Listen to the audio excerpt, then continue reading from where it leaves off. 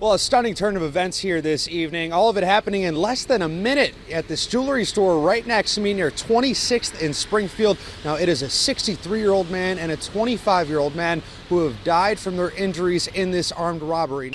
A few feet away on 26th and Kedzie, chaotic moments played out. A crowd gathered after federal officers allegedly detained a young woman. Cell phone video captures Bobino with the tear gas canister in his hand. The Department of Homeland Security says Border Patrol was carrying out immigration enforcement in the area when an unknown male driving a black Jeep fired shots at agents and fled the scene. And we're back, y'all. Thank you for watching today. Go ahead and hit that like button, my people. You know that helps us out a ton. And of course, it helps you because it helps us keep bringing you these stories every day. Now, y'all, the person you're seeing on your screen is the illustrious sub 10% approval rating mayor of Chicago. Yo, boy. That's Brandon Johnson.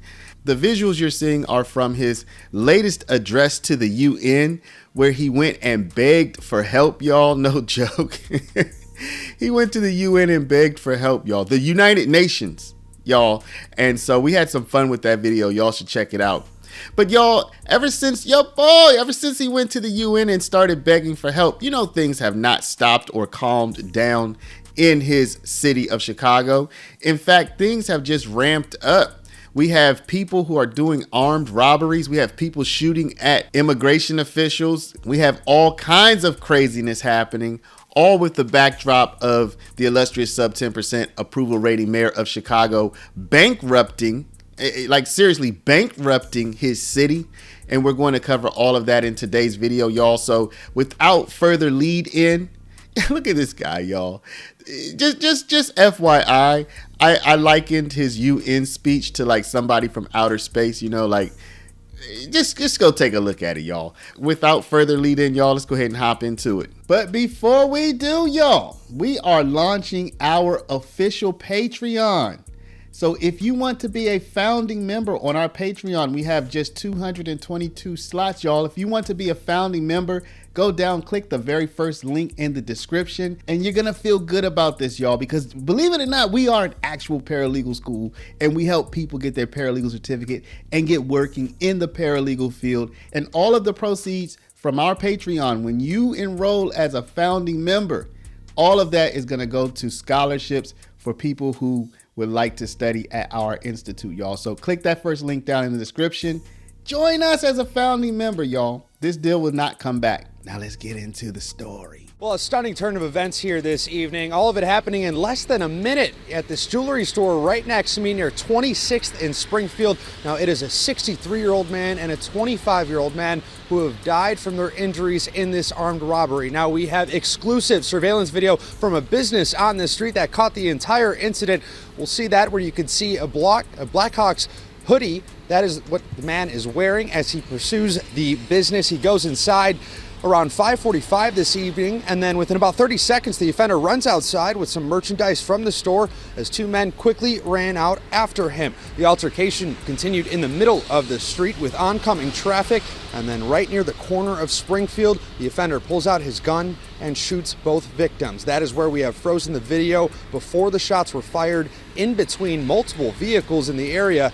Now, those two men were quickly rushed to Mount Sinai Hospital. They were pronounced dead there. The offender left the area in a white SUV heading southbound on Springfield Avenue. CPD has been on scene for the last 4 hours taking in evidence at this business. There are a lot of surveillance cameras in this area. Police tell us no one else was hurt by those gunshots that were fired off in the middle of the street. Now, this jewelry store here near 26 in Springfield appears to be closed now.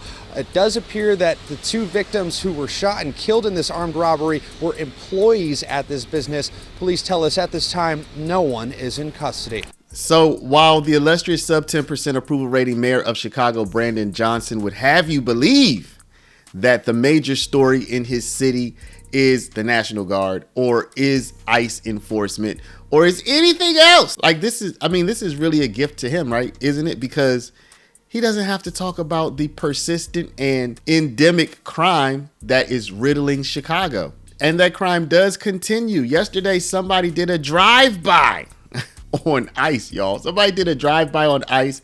Somebody hit a police officer with a car yesterday, y'all. Chicago is not real. Let's take a look. There were several reports of immigration operations across the Little Village today, and this led to some very tense moments between community members and business owners. Immigrant advocates say they believe 6 people were detained. All you want to do is, protect everyone who's in here. And you almost feel like, for instance, for me, I feel helpless. Michelle Macias says this is the second time federal agents have come to Carniceria y Taqueria Aguascalientes in Little Village in recent weeks. Surveillance video from the store shows Border Patrol Commander Gregory Bobino walking in with masked federal agents this morning. Macias says agents came to buy a drink and were denied service. There were about 10 agents that walked in here, and our cashier that was working in the morning, she told them, you need to get out. When Bobino was outside, my dad was telling him, get off of my property. A few feet away on 26th and Kedzie, chaotic moments played out. A crowd gathered after federal officers allegedly detained a young woman. Cell phone video captures Bobino with the tear gas canister in his hand. The Department of Homeland Security says Border Patrol was carrying out immigration enforcement in the area when an unknown male driving a black Jeep fired shots at agents and fled the scene. An unknown number of agitators also threw a paint can and bricks at Border Patrol's vehicles. 25th Ward Alderman Byron Siccho Lopez says cell phone video recorded by a bystander shows a different story. It's very clear. They came out of the vehicles, pointed weapons, and they used tear gas at people. In the chain of events, a Chicago police officer who had been called to the intersection for crowd control was hit by a car. He was taken to the hospital to be treated. Over at 26th and Pulaski, 22nd Ward Alderperson Mike Rodriguez says agents took another person into custody.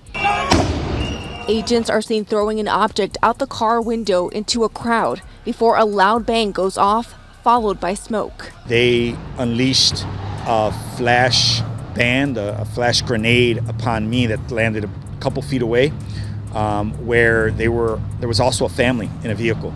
And the family in the vehicle had a 6-year-old son who breathed in the air from this, or the gases from this flash grenade. Chicago police say the officer who was hit by a car had minor injuries. The driver was given 2 citations. So for his part, CBP Chief Bovino says that every time the illustrious sub 10% approval rating mayor of Chicago speaks, like his recent UN address, every time he speaks, that puts immigration officials in danger. I mean, that's what Bovino says, y'all. Mayor Brandon Johnson came out today and called you a, quote, barbaric individual. What is your response to the mayor's comments? My response to that, Allie, is yesterday was perhaps the single most violent day that I have ever seen in my 30 years, in my 3 decades of law enforcement. Perhaps the single most violent day I have ever seen. And the violence is not being quelled. It's rising here in Chicago. And it suspiciously coincides, that violence suspiciously coincides that each time a Mayor Johnson or a Governor Pritzker say things like this, it certainly, most certainly emboldens criminals, bad people, bad things, and those weaker-minded constituents to amp up the violence. And all of this comes with a backdrop of the illustrious sub 10% approval rating mayor of Chicago basically bankrupting the city, y'all. His new budget is so bad. It's so bad that major credit agencies are actually going to downgrade Chicago's credit, which means it's going to be more difficult for them to borrow. And when they do, it's going to come with higher interest rates, y'all. Chicago got bad credit, y'all. And your boy is about to make it even worse. Some new concerns for Chicago's finances. A new warning from a ratings agency has come out. So what they did is they revised Chicago's outlook from stable to negative. Mayor Johnson, though, still defending his more than $16 billion budget. Several aldermen, though, say more cuts are needed. So for more on this and reaction from City Hall, we've got our political reporter, Marianne Ahern. This is quite a move. It's never a good thing to have your rating shift. No, there's a lot going on there. Yes, aldermen say this outlook downgrade is a warning, and they fear an actual credit downgrade is coming without major changes to the mayor's budget. So, y'all, we continue to follow Chicago. This is only not even 1 year into Trump's term, y'all. We have another 3+ years of this. And then we're going to see what happened after Trump's term finishes, y'all. So we have a lot of road to cover ahead of us. Let me know what y'all think about this. Do you think all of this ICE activity is providing convenient cover to the illustrious sub 10% approval rating mayor of Chicago? Like, he gets to speak about nothing more than ICE and immigration enforcement, while his city still has all the problems that it's always had, right? It's kind of giving him a convenient out. That's how I see it. Y'all let me know what you think down in the comments. Drop a comment, people. But before you do, please stop, hit the share button. Share this video out over email, text message, WhatsApp, Facebook, Snapchat, Instagram, all of your favorite social mediums. And of course, if you're not a subscriber, please do subscribe. Y'all go check out our Patreon. It's the first link in the description. Join us, people. We want to build a strong Patreon community. Come on and do your part. Thank y'all for watching. Love y'all. We'll see you back in the next one.